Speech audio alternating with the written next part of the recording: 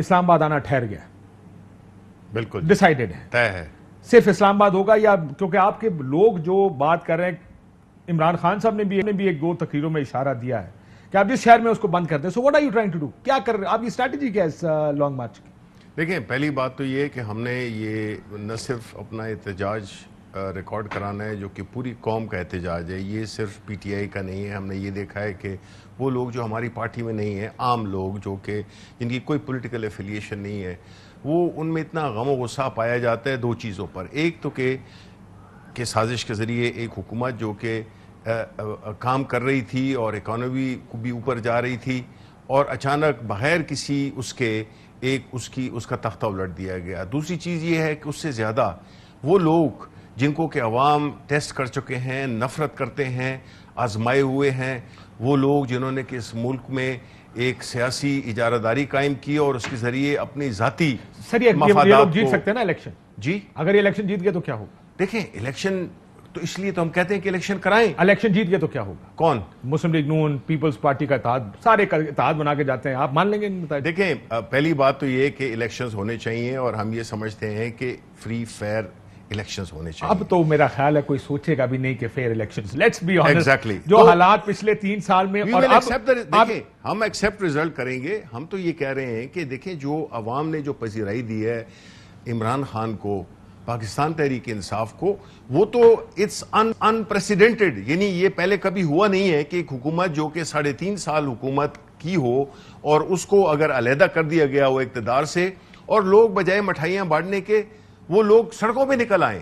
اب آپ دیکھ لیں, آپ کسی بھی ملک کے کسی کونے میں بھی چلے جائیں, یہ جو لوگوں کا ایک جمع غفیر جس میں کہ ہم ان کو بلا بھی نہیں رہے ہیں, یعنی وہ جو ٹپیکل سیاسی اجتماع ہوتے ہیں جس میں کہ لوگوں کو بسیں, کرائے, پیسے لگائے جاتے ہیں, اس میں صرف اناؤنسمنٹ ہے عمران خان کی, اور لوگ جو ہے نا جوک در جوک آ رہے ہیں. کل کوہاٹ میں آپ نے دیکھا, ہسٹری میں کبھی ایسا نہیں ہوا, اور کوہاٹ کے لوگ بڑے کنزرویٹو لوگ ہیں, اور وہاں پہ جو ہے گو کہ ہم نے آپ کو بھی اسٹیج پہ دیکھا, وہ کوہاٹ میرا شہر ہے جی, تو اس میں ہم نے یہی دیکھا ہے کہ لوگ جو ہے جلسے تو کر رہے ہیں. یہ تو دیکھیں نہیں جلسے بڑے جلسے کر رہے ہیں, بہت بڑے جلسے. دیکھیں یہ تو آج عمران خان صاحب کا ریاکشن دیکھ کے پتہ لگ گیا کہ ان کے لیے بھی سرپرائزنگ ہے کہ کتنے بڑے جلسے ہوتے ہیں. سوال یہ ہے کہ لوگ تو تعداد کی بات نہیں ہے, صرف تعداد کی بات نہیں ہے. اگر صرف تعداد ہوتی نا تو ہم کہتے وہ ایک ایسے متحرک, ایسے پرجوش, غم و غصہ کہ وہ لوگ, یہ عام اجتماع نہیں ہے, نہیں یہ کوئی سیاسی اجتماع ہے, یہ ایک اجتماع ہے جس میں کہ اب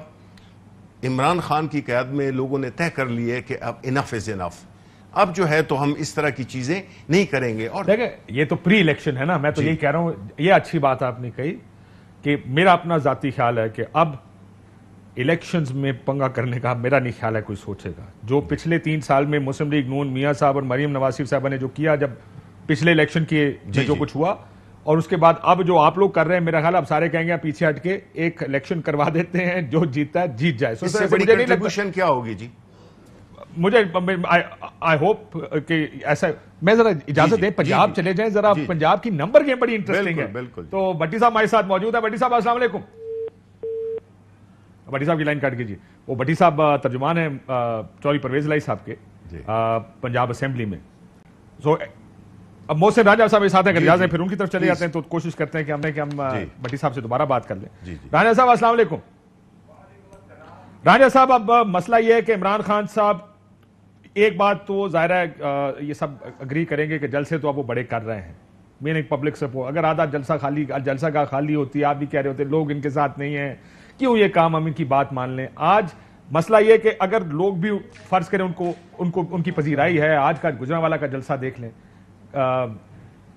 کل کا کوہاٹ کا جلسہ دیکھا, ادروائز بھی جلسے ان کے بڑے ہو رہے ہیں.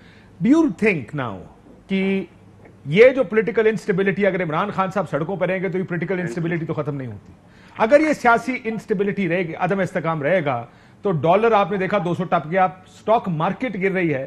ڈو یو تھنک یہ اب سیاسی فیصلوں کا وقت ہے, یا آپ کا خیال ہے کہ نہیں سیاسی فیصلہ یہی ہے کہ حکومت اپنا وقت پورا کرے؟ دیکھیے پہلی تو بات یہ ہے کہ جلسے اگر تحریک انصاف کے آپ کہہ رہے ہیں کہ بڑے ہو رہے ہیں, تو میرے خیال سے نون لیگ کا بھی جو گجرات میں بہت بڑا جلسہ کیا ہوا ہے وہ بھی بہت بڑا تھا. بالکل ٹھیک. تو جلسوں پہ ایک تو میں آپ کو بات بتاؤں، جلسے جو ہے یہ سیاست کا منطقی انجام یا سیاست کی جو الیکشن کا جو ہوگا ٹرن آؤٹ، اس کو جلسے ڈٹرمن نہیں کرتے. میں آپ کو اپنا سیاسی تجربے سے آپ کی یہ بات میں مان رہا ہوں. جلسے اچھے ہیں اس کا مطلب یہ نہیں کہ کوئی الیکشن جیت جائے گا. بالکل یہ مسئلہ نہیں ہے. مسئلہ یہ ہے کہ اب جب آپ لوگ باہر نکلے تھے، جب قائرہ صاحب کی پارٹی بلاول صاحب باہر آئے تھے، لانگ مارچ کر کے آئے، ہر وقت کہتے تھے الیکشن، یہ دیکھیں لوگ نکل آئے ہیں، لوگ ہمارے ساتھ ہیں الیکشن کر. میں یہ کہہ رہا ہوں کہ چھوڑ دیں اس کو کہ کیا ہونا ہے. کیا سیاسی عدم استحکام اس حد تک ہے کہ کوئی 1.5 سال سکون سے حکومت کر پائے گا، پھر یہ ڈالر اور عدم استحکام ایک معیشت کے لیے خراب ہوتا ہے؟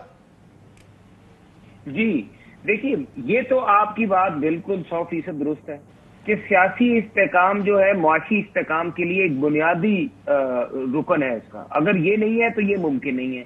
اب سیاسی استحکام اگر پاکستان نے حاصل کرنا ہے تو بنیادی غلطی جو تحریک انصاف سے ہوئی وہ یہ ہوئی تھی کہ تحریک انصاف نے جب الیکشن اصلاحات کے جو قوانین جو تھے ان کو یک طرفہ طور پہ پاس کیا اور جب ٹیلی فونیں کرا کے حاضری پوری کروائی گئی تو وہ ایک وقت تھا، 19 تاریخ تھی. اس وقت اگر یہ فیصلہ یہ نہ کرتے، بجائے کہ اپوزیشن کو موقع دے دیا کہ وہ واک آؤٹ کر گئے، قائمہ کمیٹی سے ان کو باہر نکال دیا، تو اس وقت اپوزیشن کو بھی ساتھ بٹھا لیتے، خود بھی بیٹھ جاتے اور بامی مشاورت سے الیکشن کمیشن کو بھی بیچ میں بٹھاتے اور ایک اچھی اور خوبصورت طریقے سے اصلاحات کرتے.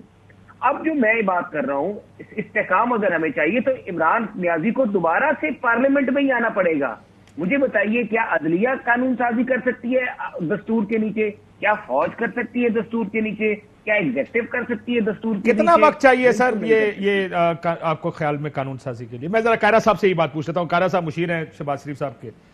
میں یہی سوال قائرہ صاحب کی طرف لے جاتا ہوں. یہ دن بھی دیکھنا تھا. نہیں کوئی گا نہیں لیتا دی حکومت. قائرہ صاحب السلام علیکم، آپ کو آواز آ رہی؟ جی وعلیکم السلام کاشف صاحب. میرے بھائی ہیں قائرہ صاحب، بھائی ہیں میرے. چھوڑ قائرہ صاحب، ناؤ دا پولیٹیکل انسٹیبلٹی، سیاسی عدم استحکام، یہ تو اب نظر آ رہا ہے کہ کل پرسوں جب بھی عمران خان صاحب نے پرسوں ملتان میں کہنا نکل آؤ سارے، آپ ان کو روک بھی لیں گے، وہ دوبارہ کال دے دیں گے.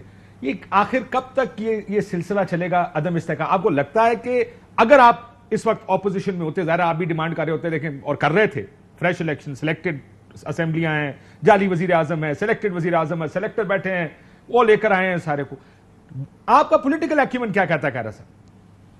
پارٹی پالیسی علیحدہ. کاشف صاحب دو باتیں، یقیناً ہم الیکشن ڈیمانڈ کر رہے تھے، کوئی دوسری رائے نہیں ہے، لیکن ساتھ ہم یہ بھی کہہ رہے ہیں کہ جو قانون آپ نے بنائے ہیں وہ قانون کسی کے لیے قابل قبول نہیں ہے، کیونکہ وہ ون سائیڈڈ بنے ہوئے ہیں. ایک ہی حلے میں آپ نے 1 گھنٹے میں بیٹھ کے 31 قانون پاس کر دیے، وہ قانون قوم تسلیم کرنے کو تیار نہیں ہے.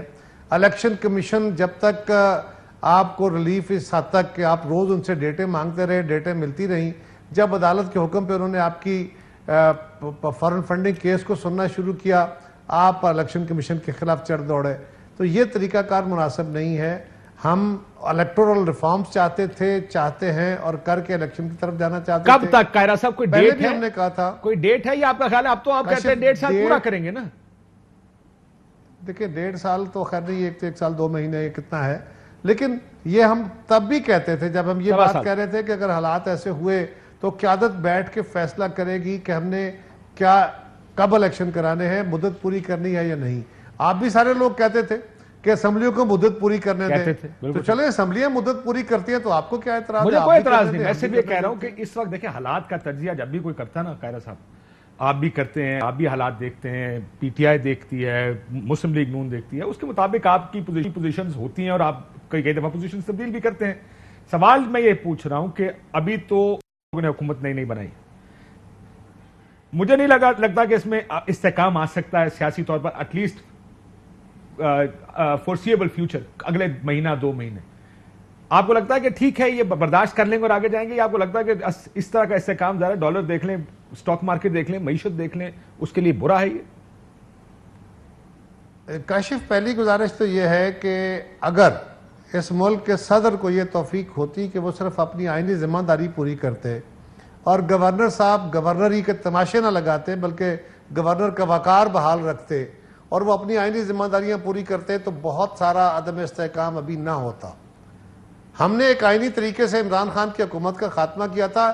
عمران خان جو بارودی سرنگیں لگا سکتے تھے لگا گئے. اس کے باوجود ہم نے چیزوں کو بہتر کیا اور آپ نے دیکھا کہ حکومت آئی تو روپے میں بھی استحکام آیا, پاکستانی روپیہ مہنگا ہوا, عالمی منڈی کے اندر پاکستان کی ایکسپورٹس میں بہتری آنی شروع ہوئی, سٹاک مارکیٹ بہتر ہوئی, ایک کانفیڈنس لیول بہتر ہوا تھا.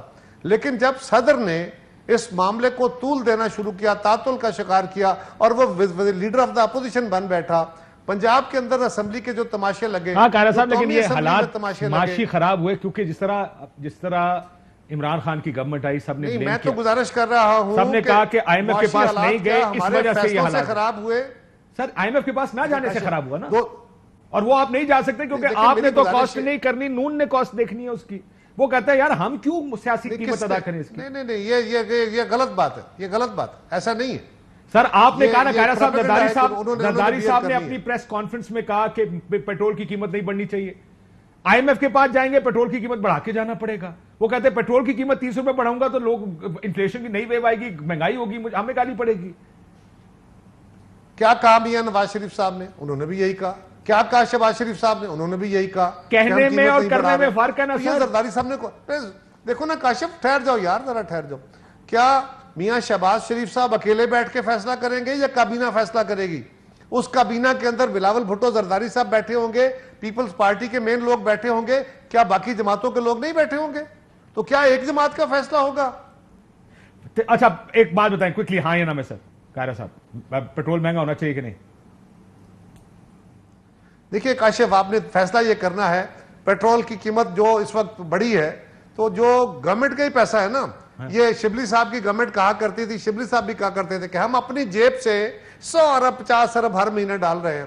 تو ہم سمجھتے ہیں یہ ان کی جیب تو شاید ہوگی, لیکن اس وقت پاکستان کا خزانہ پاکستان کے عوام کی جیب ہے, اس کے اندر سے ایک چیز ڈرین ہو رہی ہے.